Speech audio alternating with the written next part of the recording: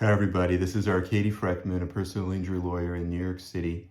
And today I wanted to react to the latest development in the Ghislane Maxwell conviction. She had a federal trial in Manhattan and she was convicted of sex trafficking. But now both the prosecution as well as the defense lawyers are petitioning for a hearing to potentially start a completely new trial, a do-over. And why is that? Well, jurors have spoken with the media after the trial, and two jurors revealed that they were past victims of sexual abuse. But in a 50-page jury questionnaire, when deciding, known as Voir Dire, when deciding whether to pick these people to be jurors in this particular criminal trial, both of the individuals, including one man who was a financial assistant, I believe in Manhattan, juror number 50, he answered no, that I am not a victim of past sexual abuse, when in fact, during deliberations, when the jury started thinking about the case and talking to one another to determine how they all are going to decide, at that point, he said, I am a victim of past sexual abuse, and because of that, we should consider how victims think, and we can't really blame the accusers, and they were just children, and he kind of swayed the jury almost like an expert because he knows about this. So both the prosecution and the defense have somewhat admitted that this may be improper and you may need a second trial. So I think it's an interesting development because Maxwell was convicted and we thought it was a done deal. I mean, Epstein was convicted. He was serving his prison time when he either killed himself or was killed. There was a whole conspiracy about that. There was books written, I believe, Perversion of Justice by Julie Brown. And I saw she had an article recently in the Miami Herald about this issue again with Maxwell. And she actually mentioned some of the questions that the judge was asking of the jurors in Voir Dire. And it got me thinking as an attorney, well, why is the judge the one asking questions in Voir Dire? If it's a federal criminal trial, and I know federal court has different rules than state court. In state court, we have attorney-driven voir dire, meaning that the attorneys can ask questions of the prospective panel of jurors, and we could speak with them a little bit, we could ask questions. In fact, in civil cases, there's no judge present. It's just the attorneys and the jurors in New York State. But in federal court, the judge just kind of reads off questions off a questionnaire. It's a little bit more rote and boring. And see, these questionnaires, it just goes to show they don't really work. The jurors just kind of skim through them. They just say, no, they don't. They maybe don't even read them. And that's what the juror admitted, after the trial, that he wasn't even reading it.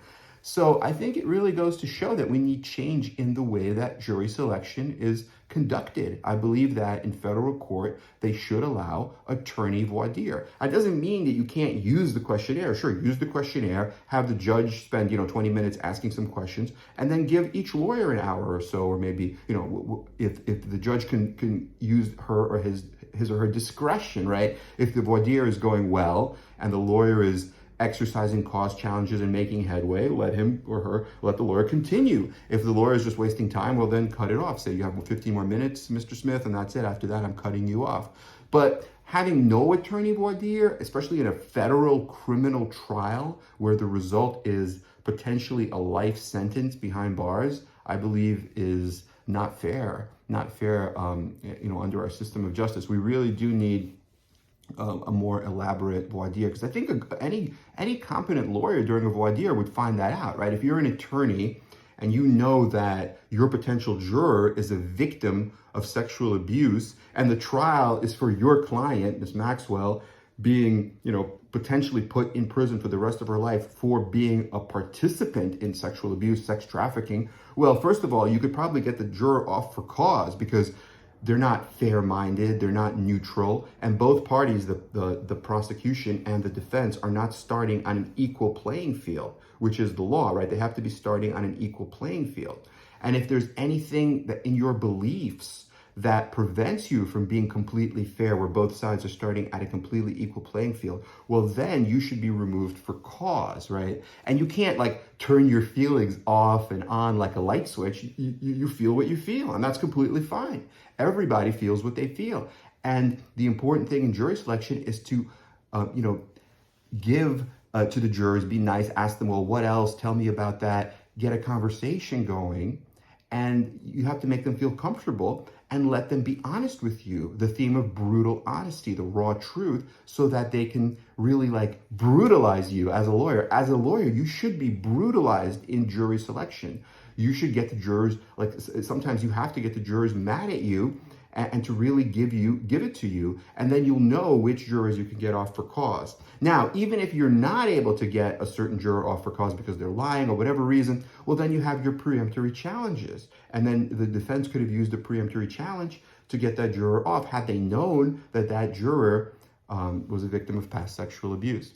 So I hope this has been helpful. I think it's a very interesting development. It's a legal development, and it's something that we do. We do mostly civil jury trials and civil voir dire, but I have done some criminal cases when I first started, I remember doing some criminal voir dire. My criminal cases were in state court. They were misdemeanor as well as felony. I had one was actually a rape trial, a sexual trial.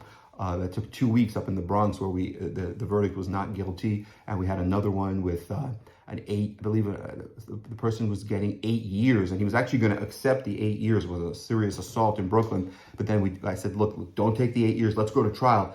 And I kind of convinced him to go to trial, and we went to trial, and the felonies were all dismissed, not guilty, and then the only thing he was convicted of was a misdemeanor where he didn't have to serve any jail time. So good thing he listened to me on that case, because he would have gotten 8 years otherwise. Okay, I hope this has been helpful. Let us know what you think about the Maxwell case. We're following it closely, and we'd be happy to do more videos, especially with a legal analysis and looking at the way the case is handled from a legal perspective. Okay, have a great day. Bye-bye.